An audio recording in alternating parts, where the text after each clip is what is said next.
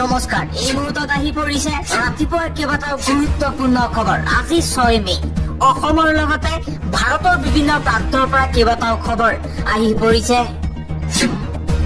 এই মুহূৰ্তত জনাই আছোঁ বিগ ব্ৰেকিং নিউজ। নিৰ্বাচনত জয়ী হৈ মিয়া মুছলমানৰ বিৰুদ্ধে সৰব হৈ পৰিছে পূজাৰ বিধায়ক শিলাদিত্য দেৱ। শিলাদিত্য দেৱে কৈছে 1 ইঞ্চি চৰকাৰী মাটি থকালৈকে উচ্ছেদ চলি থাকিব। এতিয়া মিয়া মুছলমানক শান্তি নিদিয়ে বিজেপিয়ে। চৰকাৰী মাটিত বসবাস কৰা লোকসকলে পানী টোপোলা বান্ধি সাজু হওক। যিকোনো মুহূৰ্তত বুলডোজাৰ চলিব পাৰে চৰকাৰী মাটিত।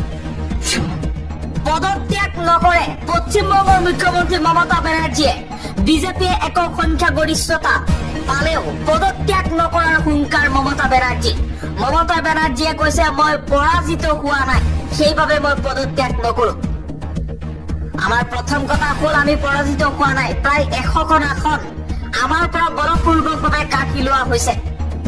নিৰ্বাচনত পৰাজিত হোৱাৰ পাছতেই বিজেপিক সমালোচনা কৰি মমতা বেনাৰ্জীয়ে কৈছে মই পদত্যাগ নকৰো। CRPF গুণ্ডাসকলক লৈ বিজেপিয়ে বলপূৰ্বকভাৱে 100খনতকৈও অধিক আসন বলপূৰ্বকভাৱে কাঢ়ি লৈছে তৃণমূল কংগ্ৰেছৰ পৰা। বিজয় লাভ কৰিয়েই গুণ্ডাৰাজ আৰম্ভ কৰিছে পশ্চিমবংগত বিজেপিয়ে। চৰকাৰ গঠন নহওঁতে গুণ্ডাগিৰি বিজেপি। ফলাফল ঘোষণাৰ পাছতে TMCৰ কাৰ্যালয়ত আক্ৰমণ কৰিছে একাংশ উগ্ৰ বিজেপিৰ গুণ্ডাই।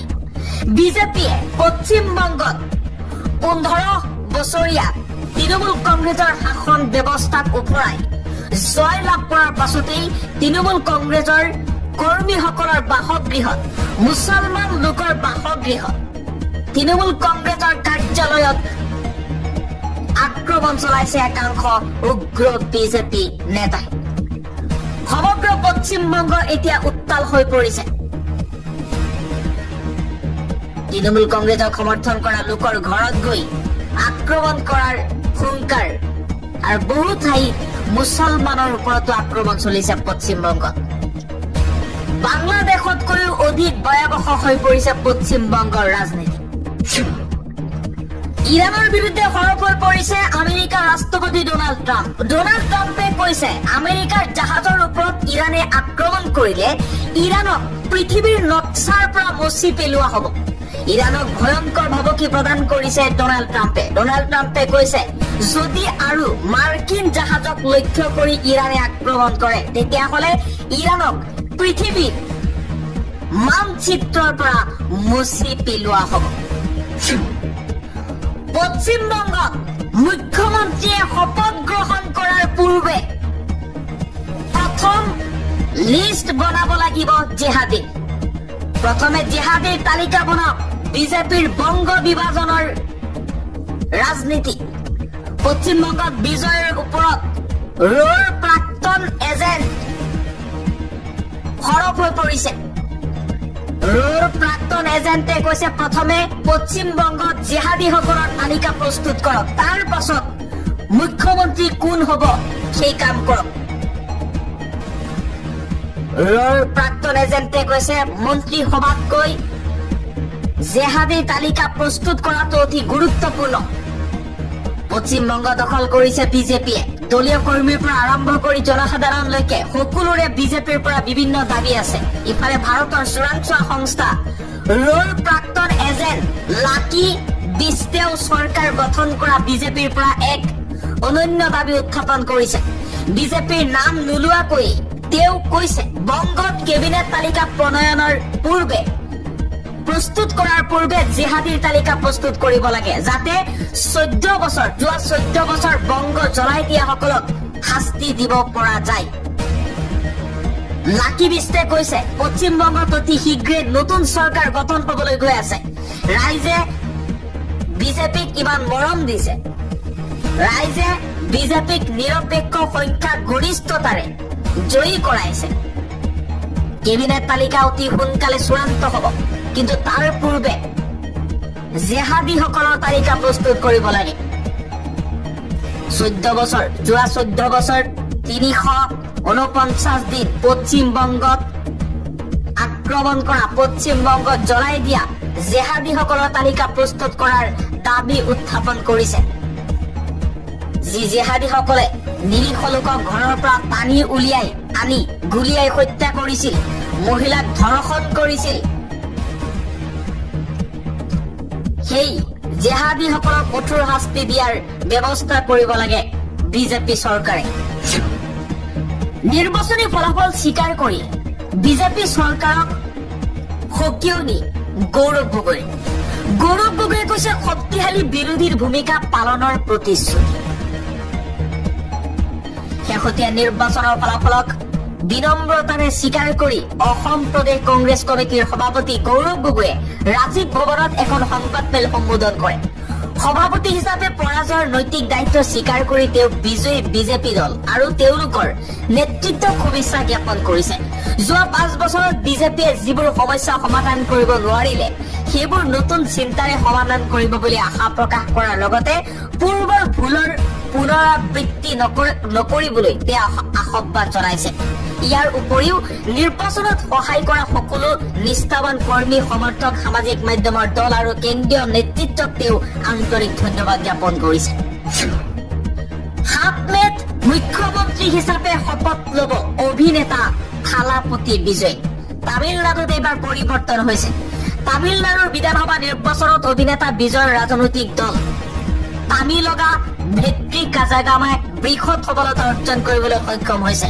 234খন আসনৰ ভিতৰত TVK দলে 108খন আসন লাভ কৰি ৰাজ্যৰ 60 বছৰীয়া পুৰণি দ্ৰাবিড় ৰাজনীতিৰ আধিপত্য ভংগ কৰিছে।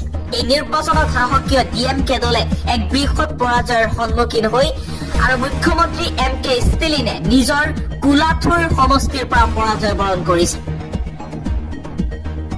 আনহাতে AIADMK দলে 47খন আসন লাভ কৰি তৃতীয় স্থানলৈ অৱনমিত হৈছে। বৰ্তমান বিজয়ে নিজৰ নৱনিৰ্বাচিত বিধায়কসকলৰ সৈতে চেন্নাইৰ বাসগৃহত মন্ত্ৰীসভা গঠনৰ বিষয়ে আলোচনা কৰিছে। বিশেষ সূত্ৰৰ পৰা জানিব পৰা গৈছে 7 মে তাৰিখে তামিলনাডুত অভিনেতা থালাপতি বিজয়ে মুখ্যমন্ত্ৰী হিচাপে শপত ল'ব। এইবাৰ মন্দিৰৰ বাবে গেহু নিদিয়াৰ পৰিণাম। মধ্যপ্ৰদেশত দলিত পৰিয়ালক লাঠিৰে প্ৰহাৰ কৰিছে একাংশ লোকে। মধ্যপ্ৰদেশৰ ছতৰপুৰ জিলাত সংঘটিত হৈছে এক জঘন্য ঘটনা। এখন গাঁৱৰ এটা মন্দিৰৰ বাবে দাবী কৰা মতে গেহু দান দিব নোৱাৰাৰ বাবে এটা দলিত পৰিয়ালক একাংশ উগ্ৰ লোকে নিৰ্মমভাৱে প্ৰহাৰ কৰিছে। সামাজিক মাধ্যমত ব্যাপক চৰ্চা লাভ কৰিছে এই বিষয়টোৱে। পশ্চিমবংগত 90 লাখ ভোটাৰৰ নাম কৰ্তন কৰি বেছিকৈ ভোট কৰ্তন হোৱা সমষ্টিসমূহতেই জয়ী হৈছে বিজেপি। নিৰ্বাচনৰ সময়ত পশ্চিমবংগত 90 লাখ ভোটাৰৰ নাম তালিকাৰ পৰা কৰ্তন কৰা বিষয়টোৱে এতিয়া তীব্ৰ চৰ্চা লাভ কৰিছে। এইবাৰৰ বিধানসভা নিৰ্বাচনত মমতা বেনাৰ্জীৰ নেতৃত্বত চলি থকা 15 বছৰীয়া তৃণমূল চৰকাৰৰ পতন ঘটিছে আৰু বিজেপি ক্ষমতালৈ আহিছে।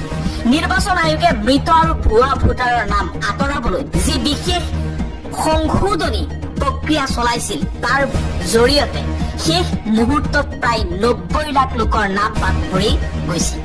তৃণমূল কংগ্ৰেছে আৰম্ভণিৰ পৰা এই প্ৰক্ৰিয়াক পক্ষপাত দুষ্ট বুলি অভিযোগ আনিছিল।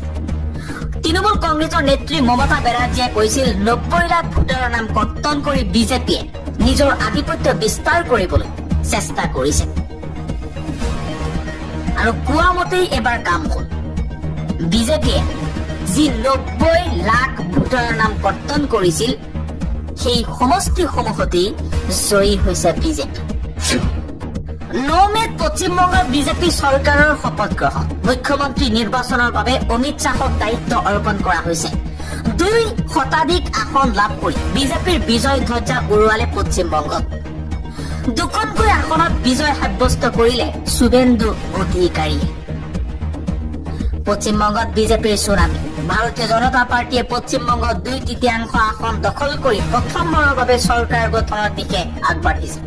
কিন্তু পশ্চিমবংগৰ চৰকাৰৰ মুৰব্বী কোন হ'ব তাক লৈ চলিছে ব্যাপক চৰ্চা। ইয়াৰ মাজতে বিজেপি নেতৃত্বাধীন চৰকাৰৰ মুৰব্বী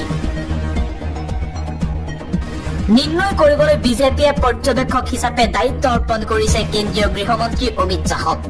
উৰিষ্যাৰ মুখ্যমন্ত্ৰী মোহন চৰণ মাঝীক বংগত বিজেপিৰ বিধায়িনী দলৰ নেতা নিৰ্বাচনৰ প্ৰক্ৰিয়াত সহ পৰ্যবেক্ষকৰ দায়িত্ব অৰ্পণ কৰিছে।